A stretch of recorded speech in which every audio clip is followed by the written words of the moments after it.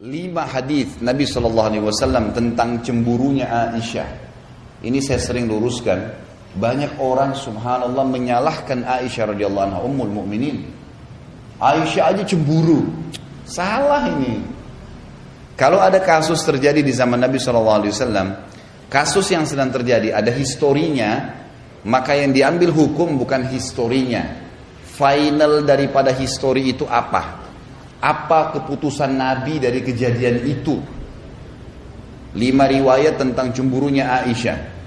4 Nabi SAW marahin, tegur, Aisyah minta maaf. Yang 1 Nabi SAW tidak tegur secara langsung, tapi Aisyah pun merasa bersalah. Artinya cemburunya semua tertolak dalam rumah tangga. Jangan cemburu kecuali pelanggaran agama. Kalau yang bukan pelanggaran agama jangan, nggak perlu. Itu merusak konslet. Riwayat pertama, cemburunya Aisyah radhiyallahu anha dengan Khadijah radhiyallahu anha. Jadi pernah Nabi SAW lagi duduk berdua sama Aisyah di siang hari, tiba-tiba ada yang salam. Maka Nabi SAW kaget berdiri. Ternyata karena orang yang salam seorang wanita yang suaranya persis seperti suara Khadijah. Maka beliau kaget, gitu kan? Berdiri lalu melihat ternyata di depan pintu itu dibuka adiknya Khadijah bersama dengan sahabat dekatnya Khadijah perempuan juga yang sering mengunjungi Nabi SAW dengan Khadijah waktu masih di Mekah. Maka Nabi SAW begitu lihat kaget, Nabi mengatakan pada Aisyah, wahai Aisyah, buatkan makanan, hidangkan sesuatu buat tamu nih. Lalu disuruh Aisyah menyampaikan dengan istri Nabi yang lain. Datanglah mereka rame-rame menyiapkan makanan, melayani tamu, tapi mereka masih belum tahu siapa orang ini gitu. Sampai tamunya pulang. Begitu udah pulang, udah bubar, Aisyah duduk dengan Nabi SAW lagi berdua. Lalu Aisyah bertanya, Rasulullah, siapa sih tadi 2 perempuan itu begitu luar biasanya Anda menghormati? Kata Nabi SAW, yang satu adiknya Khadijah, yang satu sahabat dekatnya Khadijah yang selalu mendatangi kami waktu masih di Mekah dulu. Tiba-tiba Aisyah cemburu waktu itu. Ya Rasulullah, Anda masih mengenang wanita Quraisy yang sudah keriput semua mukanya dan sudah masuk dalam kuburan. Sementara Allah sudah gantikan Anda wanita Quraisy yang lebih baik, maksudnya dirinya gitu. Perasaan lagi nih. Nah, ini bicara perasaan nih. Jadi dianggap ini Khadijah sudah meninggal, sudah selesai. Apa kata Nabi SAW? Lihat, ini historinya ya, cemburunya Aisyah tentang Khadijah. Maka kata Nabi SAW, demi Allah tidak ada yang menggantikan Khadijah wahai Aisyah. Dialah yang telah beriman kepada saya di saat orang-orang masih belum ada yang beriman. Memang betul Khadijah wanita pertama yang beriman. Dialah yang telah membantu saya dengan hartanya dikala dakwah ini masih butuh perjuangan. Dialah yang Allah karuniakan anak darinya yang saya tidak diberikan dari istri yang lainnya. Maka Aisyah pun merasa bersalah karena ini hujjah, ini kebenaran. Nabi SAW selalu jawab kebenaran, gitu kan? Maka yang terjadi adalah Aisyah minta maaf.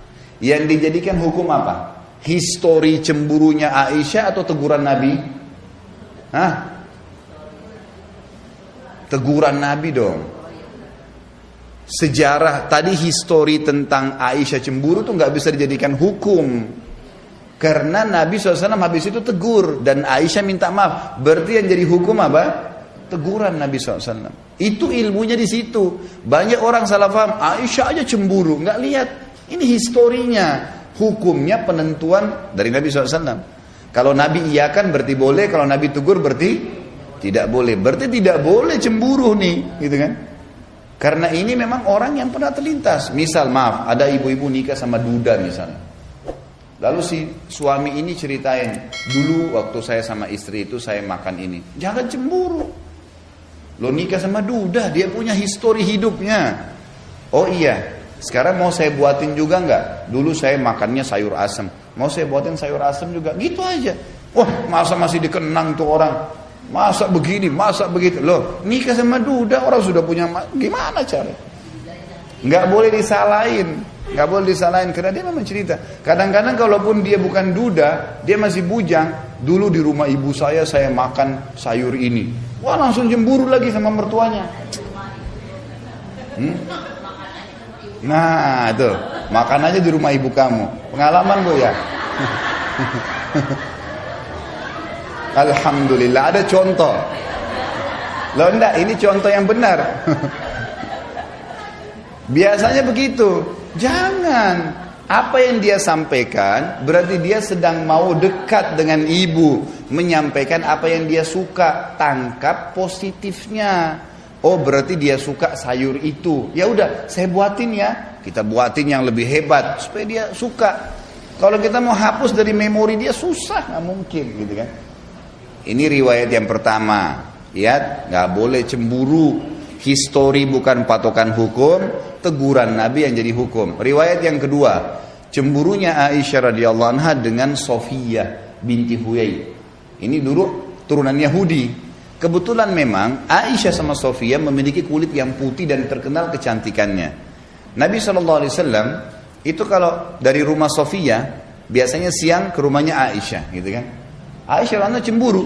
Baru Nabi masuk langsung Aisyah mengatakan, ya Rasulullah, Anda masih terus saja datang ke rumahnya anak Yahudi yang pendek dan kerdil itu. Begitu bahasanya. Jadi karena cemburunya terbawa itu. Apa yang terjadi coba? Ini historinya. Lihat hukumnya. Kata Nabi SAW, wahai Aisyah, kau telah mengucapkan kalimat dengan mengatakan Sofia kerdil. Kau telah mengucapkan kalimat kalau ditaruh di air lautan, rusak tuh lautan. Artinya dosamu berat, gitu kan? Aisyah langsung minta maaf, nggak jadi. Yang mana jadi hukum? Cemburu atau teguran Nabi? Teguran Nabi SAW. Ini masalahnya banyak ustadz-ustadz pun mengatakan Aisyah aja cemburu. Loh, subhanallah. Seakan-akan Aisyah disalahin. Aisyah di sini menjadi penyebab hukum kita faham.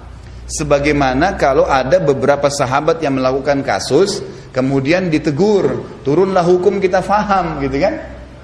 Jadi kita bukan melihat historinya, itu cuma sekedar kenangannya, kisahnya, penyebab, tapi hukum teguran Nabi SAW. Nabi bolehkan atau tidak? Riwayat yang kedua. Riwayat yang ketiga, cemburu Aisyah di malam nisfu Sya'ban. Dalam sebuah riwayat yang sahih disebutkan, bahwasanya satu malam pernah pas malam 15 Sya'ban, Nabi SAW lagi tidur, memang malam itu malamnya Aisyah, gitu kan?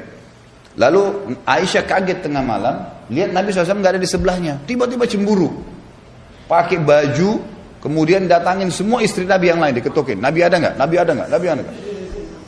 Satu-satu, ternyata semua nggak ada. Mereka bilang, kan malam ini malam kamu, bagaimana Nabi datang ke kami? Nggak mungkin, gitu kan? Maka Aisyah buru-buru ke masjid. Ternyata Nabi SAW lagi sholat tahajud. Lagi di masjid, lagi sholat. Nah Nabi SAW waktu lagi sholat, begitu salam, tahu ada Aisyah di sebelahnya dan nafasnya lagi engah, terengah-engah. Buru-buru ke masjid, gitu kan. Kata Nabi SAW, wahai Aisyah, kau cemburu lagi. Ini malam nisfu Sya'ban, malamnya sholat malam ini. Aisyah merasa bersalah, gitu kan. Minta maaf, sudah 3 riwayat. Ini cuma 5 riwayat masalah cemburu nih. Tiga-tiganya sudah ditegur. Yang keempat, cemburunya Aisyah radhiyallahu anha dengan Maria. Maria istri yang lain, yang dari Mesir. Maria ini tahu kalau Nabi SAW paling gemar makan madu. Jadi setiap datang ke sana, Nabi selalu dihidangkan madu.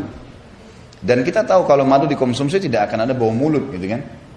Nah, Nabi SAW konsumsi madu dan juga tradisi beliau sebelum masuk ke rumah selalu menggunakan siwak. Kalau kita pakai sikat gigi mungkin sekarang ya, itu selalu agar bau mulutnya wangi pada saat ngobrol sama istri, mungkin dia akan ciuman dan seterusnya. Itu tradisi Nabi SAW. Maka Nabi selalu menjaga. Maka Aisyah tahu kalau ini di rumahnya Maria selalu dikasih madu. Karena Nabi SAW kadang cerita, dia datang ke rumah sebelahnya. Rumah sebelahnya ini Hafsah. Kebetulan orang yang hampir sepadan umurnya. Beda 2 tahun, 3 tahun sama Aisyah. Jadi masih muda juga datang ke situ.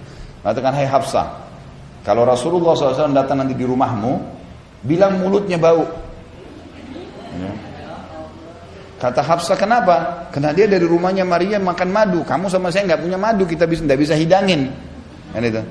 Jadi biar Nabi SAW nggak makan madu lagi rumahnya Maria. Baiklah, Hafsah setuju. Gitu kan? Ini bertawun dalam hal yang tidak baik nih. Jadi akhirnya Aisyah pulang ke rumahnya sudah sepakat. Ini kan tetangga-tetanggaan, istri Nabi kebanyakan tetangga-tetanggaan. Yang satu-satunya jauh cuma Maria, memang agak jauh di pinggir kota Madinah rumahnya, gitu kan. Maka Nabi SAW datang ke rumah Aisyah. Kemudian Aisyah mengatakan, baru masuk ya Rasulullah mulut Anda bau. Kok bisa? Saya sudah pakai siwak. Nggak mungkin orang sudah sikat gigi segar kemudian bau, dan saya cuma makan madu, pokoknya bau ya Rasulullah. Rasulullah sudah tahu ini ada masalah nih, ini pasti permainan lagi nih. Baiklah, Nabi SAW keluar, karena biasanya siang hari beliau memang mendatangi rumah-rumah istrinya gitu kan, datang ke rumah Hafsah. Hafsah juga baru masuk, ya Rasulullah mulut Anda bau. Oh, saya enggak, saya sudah pakai siwak, saya juga udah cuma makan madu, pokoknya bau ya Rasulullah. Rasulullah SAW sudah tahu ini ada masalah berdua ini. Rasulullah nggak ke rumah yang lain lagi, langsung ke pinggir kota Madinah, kemudian duduk memikirkan, ini kenapa sih mereka ini buat gini gitu kan. Seperti itulah bahasanya. Lewat seorang sahabat bilang, ya Rasulullah, ada apa? Jadi, bisakah saya bantu? Kata Nabi SAW, hari ini saya haramkan madu. Gak boleh lagi umatku minum madu, gitu kan? Langsung pada saat itu Jibril bawa ayat surat Tahrim ayat 1. Hai Nabi, kenapa berani-berani kau haramkan madu hanya karena mencari ridho istrimu? Mendengarkan ayat ini turun, Aisyah dan Hafsah minta maaf. Langsung minta maaf, nggak berani lagi. Gitu kan? Yang terakhir ini 4 Ingat, 4 riwayat semuanya permintaan maaf dari Aisyah dan historinya karena cemburu yang salah. Hukumnya adalah teguran Nabi SAW, tidak membolehkannya. Ada lagi mulai hari ini cemburu dengan mertua, dengan ipar, dengan perlu. Kecuali pelanggaran agama ya lain. Misalnya dia bergaul bebas, nah itu haram, nggak boleh tegur. Ada sembarangan orang telepon yang memang betul-betul bisa berbahaya bagi rumah tangga, itu lain. Riwayat yang kelima adalah riwayat cemburunya Aisyah dengan Ummu Salamah. Radhiyallahu anha ajma'in. Ummu Salamah ini istri Nabi yang paling tua umurnya. Yang lain semuanya itu tidak tua, gitu kan? Karena semalam ada yang tanya saya di pengajian di Blok M Square itu, Ustaz, katanya kalau ada yang mau menikah lagi, mungkin ini dari ibu-ibu pertanyaannya gitu. Nabi kan menikahnya sama janda-janda tua semua. Jadi kalau suami mau nikah, silakan nikah sama janda-janda jelek tuh. Gitu pertanyaan kertasnya. Gitu. Ini saya bilang sudah jelas nih, ini dari ibu-ibu. Gitu. Dan saya sudah tahu bagaimana menangani ibu-ibu ini, perasaan terus. Saya bilang gini, riwayat yang kisah yang mengatakan istri Nabi semua tua itu nggak benar. Satu-satunya istri Nabi yang tua hanya Ummu Salamah. Yang lainnya semua masih muda, cuman memang janda, gitu kan? Rata-rata dinikahi oleh Nabi SAW umurnya di bawah 30 tahun semua itu. Khadijah lain, kita sudah meninggal. Khadijah kan waktu di Mekah sendirian. Nggak ada madunya Khadijah. Waktu menikah umur 40 tahun. Menikah dengan Nabi SAW di umur 40 tahun, Nabi SAW umur 25, beda 15 tahun waktu itu. Dan Nabi SAW dikaruniai 6 orang anak dari Khadijah, gitu kan? Setelah itu masih melahirkan. Baik, kita bicara ini fase Madinah. Istri-istri Nabi setelah poligami, gitu kan? Setelah kasus poligami, karena di Mekah tidak ada poligami selama Khadijah masih hidup. Waktu Khadijah sudah meninggal, maka Nabi SAW menikahi 2 wanita sekaligus, Aisyah dengan Sauda. Ini dengan waktu yang bersamaan. Jadi kita lihat Ummu Salamah ini satu-satunya istri Nabi memang yang berumur. Dan beliau sangat bijaksana. Orangnya itu dewasa. Orangnya sangat dewasa karena sudah berumur. Jadi tidak ada ikut-ikutan dalam kasus cemburu-cemburuan nih. Gitu kan. Ummu Salamah pernah memberikan hadiah senampan kurma ke rumah Aisyah, niatnya baik.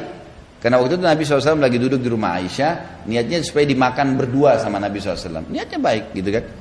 Waktu tiba nampan tersebut dan yang bawa pembantunya Ummu Salamah, Aisyah lihat, gitu kan. Ini pembantu Ummu Salamah, langsung cemburu lagi. Cemburunya ini, masa orang ini sudah tahu waktu saya kok masih mengganggu, padahal sebenarnya dia tidak tangkap nih maksudnya. Makanya jangan pakai perasaan, pakai pikiran. Ini kalau perasaan suudzon terus orang. Akhirnya ditepis lah. Aisyah langsung berdiri, langsung ditepis nampan itu, berantakan sebuah kurmanya. Kata Nabi SAW waktu itu, ini hadis yang ini riwayat yang kelima ya. Kata Nabi SAW kepada pembantu Ummu Salamah, pungutlah kurma-kurma ini, ibumu lagi cemburu. Udahlah. Itulah. Akhirnya Aisyah malu sendiri. Aisyah ikut mengumungut kurma itu.